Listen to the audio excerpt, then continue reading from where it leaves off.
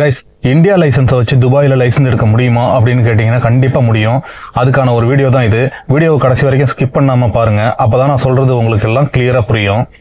உங்கள்கிட்ட India licence இருந்துச்சுன்னா அதை வச்சு துபாயில் நீங்கள் லைசன்ஸ் எடுத்துக்கலாம். அதாவது துபாயில் பார்த்தீங்கன்னா மொத்தம் 7 எமிரேட்ஸ் இருக்குது. அந்த 7 எமிரேட்ஸில் துபாயோட தலைநகரமான அபுதாபியில் தான் இந்த ஆஃபர் இப்போ கொடுத்துருக்காங்க. பார்த்தீங்கன்னா அது கோல்டன் சான்சஸ்ன்னு அது பேர்.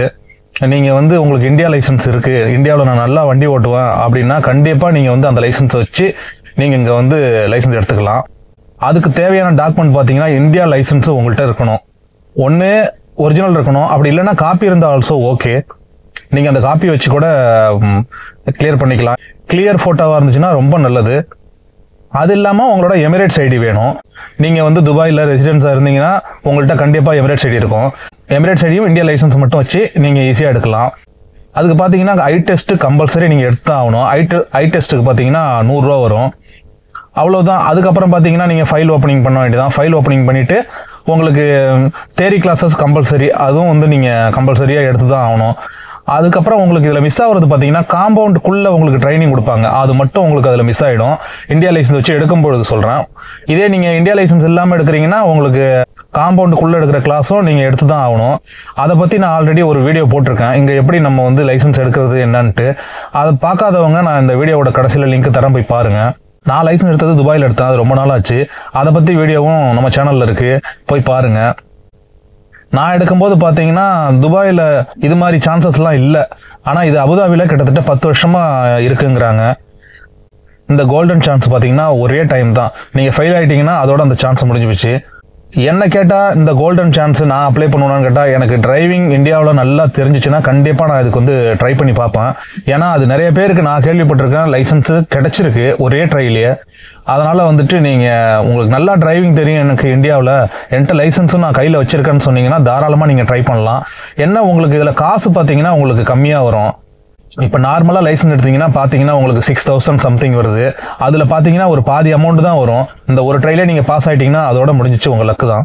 இப்போ எதுக்கு எவ்வளோ அமௌண்ட் செலவாகும்னு நான் சொல்கிறேன். நீங்கள் கால்குலேஷன் பண்ணி பார்த்தீங்கனாலே உங்களுக்கு தெரிய வந்துடும் இது செட் ஆகும் செட் ஆகாதுன்னுட்டு. நார்மலாக பார்த்தீங்கன்னா நீங்கள் ஐ டெஸ்ட் கண்டிப்பாக எடுத்தாகணும். நான் முன்னாடி சொன்ன மாதிரி அதுக்கு 100 திராம்ஸு. அதுக்கப்புறம் ஃபைல் ஓப்பனிங் பண்ணணும், அதுக்கு பார்த்தீங்கன்னா 300 திராம்ஸு. அதுக்கப்புறம் பார்த்தீங்கன்னா தியரி கிளாஸஸ், அவங்க உங்களுக்கு இப்போ நம்ம காலேஜில் எல்லாம் போய் படிக்கிற மாதிரி டீச் பண்ணுவாங்க இன்ஸ்ட்ரக்டரு.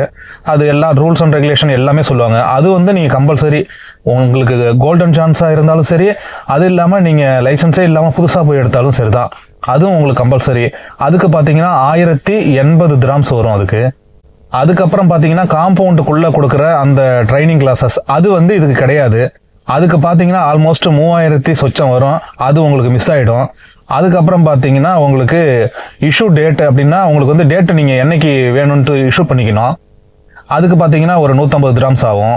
அதுக்கப்புறம் பார்த்தீங்கன்னா ரோடு ட்ரைனிங் கிளாஸஸ், அதுக்கு பார்த்தீங்கன்னா 450 திராம்ஸ் ஆகும். நீங்கள் ரோட்டில் போய் வண்டி ஓட்டலாம், ஆனால் உங்கள் இன்ஸ்ட்ரக்டர் பக்கத்துலேயே இருப்பாங்க. அதுக்கு உங்களுக்கு ஒரு பேப்பர் ஒன்று கொடுப்பாங்க, சர்டிஃபிகேட் மாதிரி. அதுக்கு ஒரு 320 திராம்ஸ் வரும், அவ்வளோதான் கைஸ். அதுக்கப்புறம் நீங்கள் லைசன்ஸ் எடுத்த உடனே லைசன்ஸ் வாங்குறதுக்கு ஒரு 350 திராம்ஸ் கட்டுற மாதிரி இருக்கும். சர்வீஸ் சார்ஜ்னு சொல்லிட்டு ஒரு 100 திராம்ஸ் கட்ட சொல்லுவாங்க, அவ்வளவுதான் கைஸ்.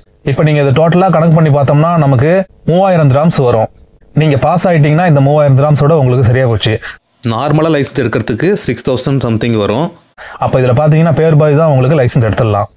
ஐ டெஸ்ட் பார்த்தீங்கன்னா எல்லா இடங்கள்லையும் நீங்கள் எடுக்கக்கூடாது. அவங்க எங்கே அப்ரூவல் பண்ணியிருக்காங்களோ அந்த மாதிரி கடைகளில் மட்டும்தான் நீங்கள் ஐ டெஸ்ட் எடுக்கணும். அது இல்லாமல் நீங்கள் சின்ன சின்ன கடைகள்லாம் போய் ஐ டெஸ்ட் எடுத்தீங்கன்னா அது அவங்க அப்ரூவல் பண்ண மாட்டாங்க. இதில் உங்களுக்கு இன்னொரு கேள்வி இருக்கலாம், நான் விசிட்டிங் விசாவில் இருக்கேன், என்கிட்ட இந்தியா லைசன்ஸ் இருக்குது, அதை வச்சு எடுக்க முடியுமா அப்படின்னு நீங்கள் ஒரு கொஸ்டின் கேட்கலாம். அது மாதிரி கண்டிப்பாக எடுக்க முடியாது. நீங்கள் இங்கே ரெசிடென்சி விசாவில் இருக்கணும், எமிரேட்ஸ் ஐடி கரண்ட்டில் இருக்கணும். அப்போ தான் பார்த்தீங்கன்னா நீங்கள் இந்த கோல்டன் சான்ஸ் அப்ளை பண்ண முடியும். இது கோல்டன் சான்சஸ் ஒரே சான்ஸ் தான் மேக்ஸிமம், ஆனால் நிறைய பேர் எடுத்துடுறாங்க.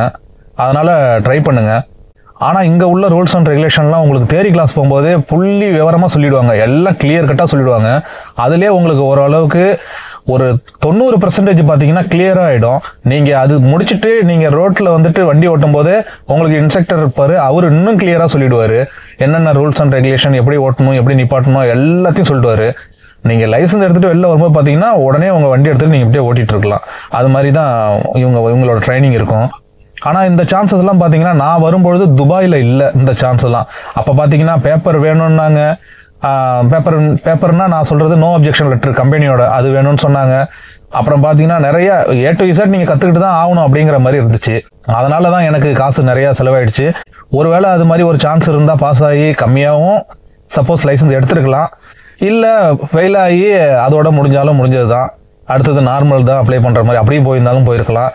அதனால் உங்களோட சாய்ஸ் தான். கண்டிப்பாக நீங்கள் ட்ரை பண்ணலாம். உங்களுக்கு லைசன்ஸ் கிடைக்க என்னோட வாழ்த்துக்கள்.